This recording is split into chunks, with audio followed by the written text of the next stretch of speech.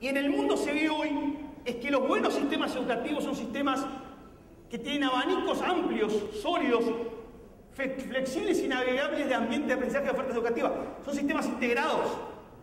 Entonces ya hoy no se habla del currículum de primaria o de media, se habla de un marco curricular común a primaria, media e inicial. No se habla de ofertas educativas fragmentadas, porque cuando uno fragmenta las ofertas educativas, cuando uno tiene una educación técnica media muy separada de la educación secundaria, termina por ser más inequitativo. Los sistemas educativos fraccionados o compartimentalizados son más inequitativos. Veamos Europa. Europa, por ejemplo. Los países que tienen sistemas educativos más fragmentados en la educación media, esto es, tienen una educación media general separada de la educación técnica, o la educación técnica separada de la educación vocacional, son países más inequitativos. Caso de Austria, Alemania, Suiza. Los países que inversamente tienen modelos de escuela comprensivos, donde no separan sino integran, donde no separan tempranamente entre la educación media general y la educación técnica, sino que dan una educación general básica para todos, son más equitativos. Finlandia, Suecia, Dinamarca, los países nórdicos en general. Esa es la evidencia del mundo. Además, la evidencia del mundo muestra países como China, Singapur, Corea, Japón, están transitando hacia el modelo de escuela básica ampliado. Y eso requiere no pensar el sistema educativo como suma de partes, sino tener una visión holística del sistema educativo e integrado. Y ahí hay un cambio de mentalidad y de culturas muy fuertes. Cuarto aspecto de la discusión tiene que ver con el currículum, más que nada. El currículum en el formato tradicional eran los saberes y los contenidos disciplinares. Cuando hacíamos un currículum era simplemente definir los programas de las asignaturas, la historia, la geografía, la física, la química. Entonces el currículum era dominado corporativa y disciplinarmente por las asignaturas. Ese currículum dominado por las asignaturas ha sido de alguna manera nuestra tradición de nuestros sistemas educativos. La heredamos del modelo español, del modelo francés. En el modelo francés clásico educativo, el currículum son los programas de estudio, son lo que enseñan a través de las disciplinas. Y hoy en el mundo lo que se ve es que el currículum no es solamente cuestión de disciplinas y organización de disciplinas. El currículum es un acuerdo de sociedad. El currículum refleja el tipo de sociedad que queremos construir, refleja los valores, las actitudes que queremos reflejar en nuestra sociedad. Entonces un currículum tiene tres aspectos fundamentales. Es un acuerdo político. Y por eso en países como Finlandia el currículum se discute en el Parlamento, y está muy bien que se discuta en el Parlamento. Está muy bien que el currículum se discuta en el Parlamento, porque los actores políticos tienen que estar involucrados en el proceso de construcción curricular. Entonces un currículum es un acuerdo político de políticas y técnicos sobre qué enseñar, para qué enseñar y cómo enseñar. Pero no es un acuerdo solo de los educadores, no es solo de nosotros, es de todos y de la sociedad. Y eso implica un cambio de mirada del currículum como construcción de disciplinas al currículum como construcción societal. Y eso está presente en las reformas fundamentales. El currículum es a la vez una herramienta educativa que empodera a los docentes. El currículum bien diseñado, bien estructurado, es una herramienta que los empodera a ustedes para marcar la diferencia en el bienestar de los estudiantes. Como bien decía Sergio, el bienestar de los estudiantes no es solamente una cuestión cognitiva, es también un elemento no cognitivo. Es también el arte, es también el deporte, es también la recreación. En Finlandia no es porque estudien muchas horas que los alumnos están bien. Hacen muchas cosas distintas a la vez. Y ese énfasis en creer que la educación es solamente o debería ser solamente la enseñanza de lo básico y poner todo el énfasis en las matemáticas y la lengua es un error a nuestro criterio. Porque se puede hacer mucho de matemáticas y de lengua a través del arte, de la recreación, del deporte, de muchas otras actividades. Un buen currículum no es un currículum solo centrado en los aprendizajes claves. Es un currículum que permite hacer cosas muy distintas, que permiten de alguna forma formar a la persona para la ciudadanía. Un ciudadano no es la suma de lengua y matemáticas. Un ciudadano es el saber, el poder movilizar conocimientos para poder actuar competentemente en la sociedad. Por eso también hay un cambio curricular muy fuerte. de pasar de las disciplinas que dominan nuestro currículo a las competencias, que son maneras de entender los desafíos y las expectativas de la sociedad, sin tampoco idolatrizar las competencias, sino verlo como una herramienta pedagógica más que permite ver el mundo de una manera distinta. Y el último eje de discusión tiene que ver con ustedes, con nosotros, con los educadores.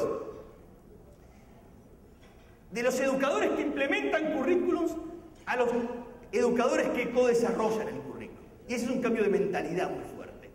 De mentalidad, de políticas y de prácticas.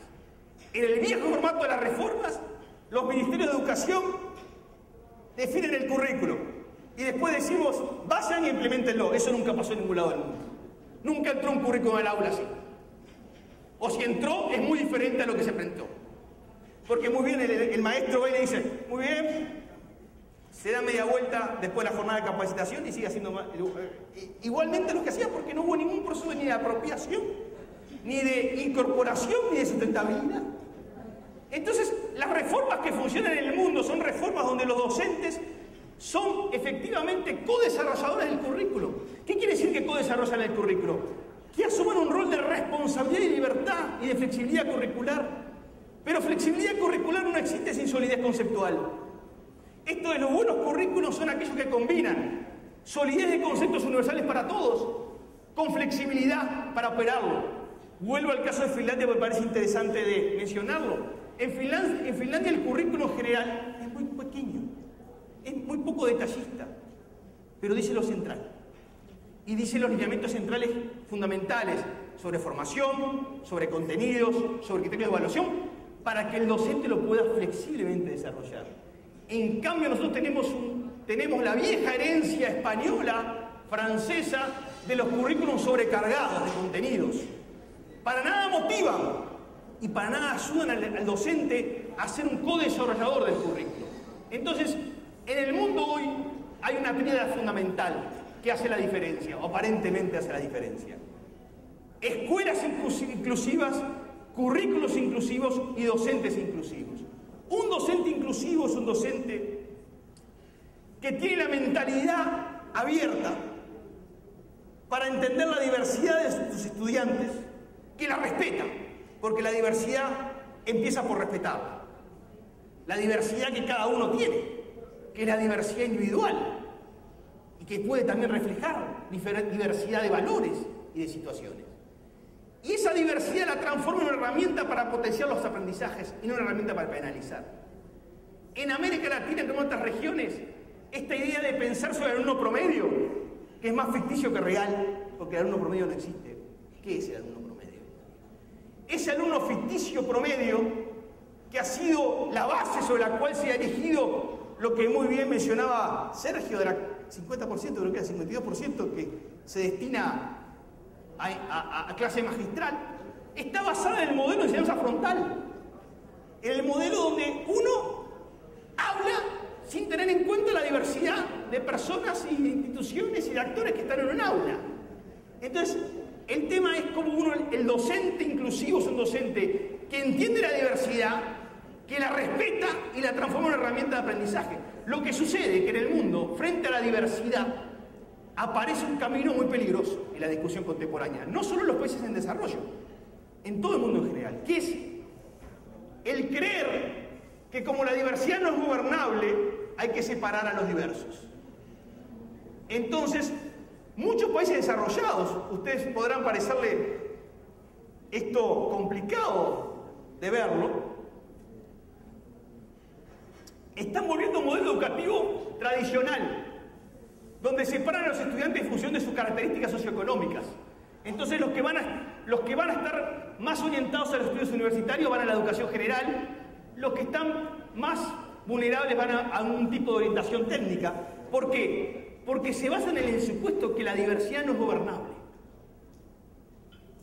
en las aulas. Y eso pasa en España, pasa en Suiza, pasa en Alemania, donde crecientemente la agenda está esta idea de separemos a los diversos porque los diversos no pueden. Bueno, y ese es un tema central. Si queremos una sociedad inclusiva, no podemos separar. Tenemos que manejar la diversidad, apreciar la diversidad y construir sobre la diversidad. Y eso es un cambio de mentalidad muy fuerte. que en América Latina está asociado a otro elemento que ha sido particularmente complicado, que ha sido esta teoría de los no educables, que hay sectores que no son educables porque en su contexto socioeconómico, cultural, empobrecido o marginado, no permite educarlos. Y eso lleva a que el docente se deslinde de responsabilidades de educarlo. Y lleva a una concepción fatalista de la educación. La educación, aún en los contextos más adversos, puede marcar la diferencia si el docente tiene mentalidad abierta para entender, respetar y responder a los alumnos. Esa teoría de la ineducabilidad de algunos ha llevado o ha colocado la carga de la prueba de los sistemas educativos en los alumnos y termina por poner la culpa en los alumnos y no poner la culpa en cómo el sistema educativo no está organizado para responder a la diversidad de situaciones y de contextos. Entonces yo creo que hay un cambio del discurso de la penalización del alumno, del discurso de la carga de la prueba del sistema. Por eso hay que repensar el sistema. Y con esto tenemos la primera parte, que es sobre eje de discusión, que es con esta, digamos, conclusión primera, que es repensar la escuela de tiempo completo, movernos en una agenda de tiempo completo donde se incorpore, como bien mencionaba Sergio, la dimensión tiempo como proceso, implica necesariamente repensar el sistema educativo. Esto es, no es viable y sustentable, y permítame por decirlo de esta manera, pero creo que uno tiene que decir las cosas de la manera en que lo siente, con la evidencia que pueda aportar, no es viable ni sustentable poner en marcha un modelo de escuela a tiempo completo si no se repiensa el sistema educativo de una manera integral y holística, buscando de alguna forma responder a los ejes de discusión que se han planteado. Es decir, repensar la escuela de tiempo completo, repensar la escuela de tiempo completo es repensar el sistema educativo. Y eso, decirlo en una palabra, si me permiten, de sistemas educativos fraccionados, donde el estudiante no es visible y donde lo que es visible son las ofertas, a un sistema educativo facilitador, donde todos los alumnos tienen una oportunidad real de aprender. Lo que marca la diferencia, finalmente, es que el sistema educativo facilite que cada uno tenga una oportunidad real de aprender. Y cuando decimos una oportunidad real de aprender, que pueda efectivamente aprender. Todos pueden aprender. Y todos necesitan ser apoyados. Por eso, el concepto de inclusión hoy en el mundo no es la inclusión de los niños que se llamaban con necesidades especiales. Es la inclusión de todos. Porque todos tenemos que ser apoyados en nuestro proceso de aprendizaje. No es que algunos, por supuesto que algunos necesitan tipos de apoyo diferenciales, naturalmente. Pero el concepto es que todos necesitamos ser apoyados y fortalecidos para poder ser parte del proceso educativo. Entonces, segundo aspecto que queremos mencionar es, detrás de esta idea es una visión del currículum que refleja un cambio de paradigma. Es decir, repensar